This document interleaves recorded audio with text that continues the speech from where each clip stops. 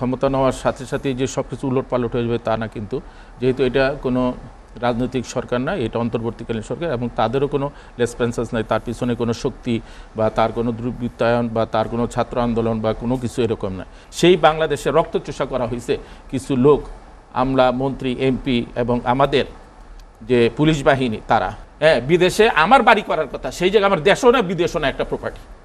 তাহলে আমি কোন অবস্থানে আছি? তাহলে এই দেশের মানুষ কত অসৎ আর কত নিকৃষ্ট হইতে পারে, যার সংখ্যা মাত্র 5 থেকে 10%। পুরা রাষ্ট্রের চুইসা চুইসা ভোগ করতেছে এবং ভোগলা বানাই দিতেছে। চারদিকে অস্থিরতা। আপনার কি মনে হয় যে অস্থিরতার পেছনে আসলে রাজনৈতিক কোনো কারণ আছে বা বিশেষ কোনো কারণে, নাকি সরকারের এক ধরনের দুর্বলতা প্রকাশ পাচ্ছে সেজন্যই অস্থিরতা? ধন্যবাদ আপনাকে। আজকে যে এসএটিভি দর্শকবৃন্দকে এবং আমার সাথে দুজন বিশিষ্ট আলোচক আছেন এবং আপনাকে সালাম অবশ্যই দিয়ে আলোচনা করতেছি। অত্যন্ত গুরুত্বপূর্ণ যে অস্থিরতার জন্য, এটা আসলে তো অবশ্যই 16.5 বছর বা 16 বছরের যে জঞ্জাল, আপনি তো 2 মাসও হয় নাই বর্তমান যে অন্তর্বর্তীকালীন সরকার যে দায়িত্ব নিচ্ছেন তাদের 2 মাসও কিনা হয় না, আগামী মাসের 8 তারিখে যে 2 মাস পূর্ণ হবে। যাই হোক, আপনার ক্ষমতা নেওয়ার সাথে সাথে যে সব কিছু উলটপালট হয়ে যাবে তা না, কিন্তু যেহেতু এটা কোনো রাজনৈতিক সরকার না, এটা অন্তর্বর্তীকালীন সরকার এবং তাদেরও কোনো রেসপন্সাস নাই, তার পিছনে কোনো শক্তি বা তার কোনো দুর্বৃত্তায়ন বা তার কোনো ছাত্র আন্দোলন বা কোনো কিছু এরকম নয়। হ্যাঁ, ঠিক আছে, জনগণ তাদের বসাইছে, ছাত্র জনতা মিলেই, কিন্তু এখানে রাজনৈতিক ব্যক্তিদের কোনো ধরনের ভূমিকা ছিল না তাদের আসার পিছনে।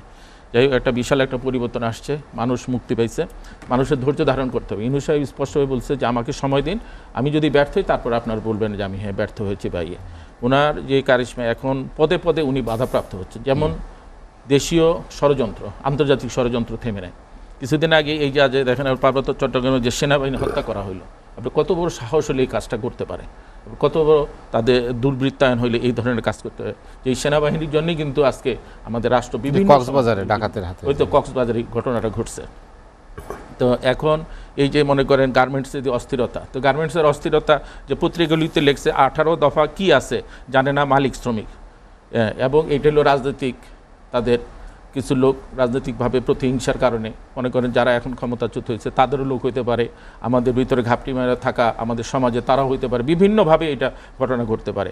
তো এইসবের জন্য আমি মনে করি সরকার দ্রুত গতিতে মামলা, যে সঠিক যে চিত্রটা সেটা জনগণের কাছে তুলে ধরা উচিত, তাহলে মানুষ জনগণ এটা বুঝতে পারবে। আপনি দেখেন একটা ছোট রাষ্ট্র 56,000 বর্গ মাইল, আমার মনে হয় কিছুটা বৃদ্ধি পেয়েছে। ধরেন যদি 80,000 বর্গ কিলোমিটার হয়, 56,000 থেকে 80,000, তারপর আপনি ওয়ার্ল্ড ম্যাপে যদি আপনার বুড়ো আঙ্গুল রাখেন আপনি খুঁজে পাওয়া যাবে না বাংলাদেশ।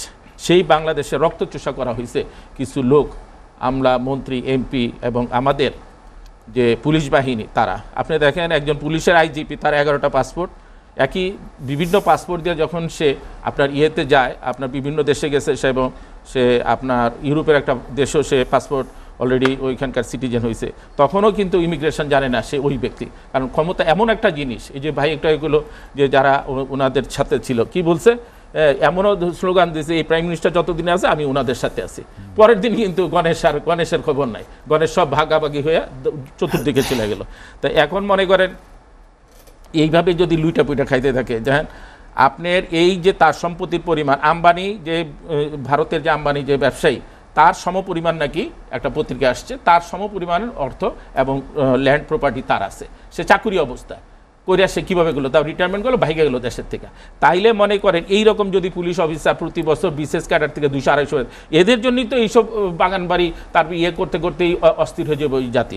তারপরে দেখেন এক মন্ত্রীর কথা শুনলাম, এই যে আমাদের ইয়ে ছিল আপনার ওই যে ভূমিমন্ত্রী, উনি 9 লক্ষ টাকা দামের জুতা পরেন, কুমিরের পেটের চামড়া দিয়ে উনার আমার জীবনে আমি 9,000 টাকা জুতা পড়তে পারি না ভাই, আমার এই অবস্থান অনুযায়ী।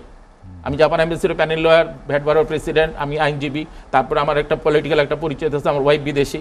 হ্যাঁ, বিদেশে আমার বাড়ি করার কথা, সেই জায়গায় আমার দেশও না বিদেশও না একটা প্রপার্টি। তাহলে আমি কোন অবস্থানে আছি?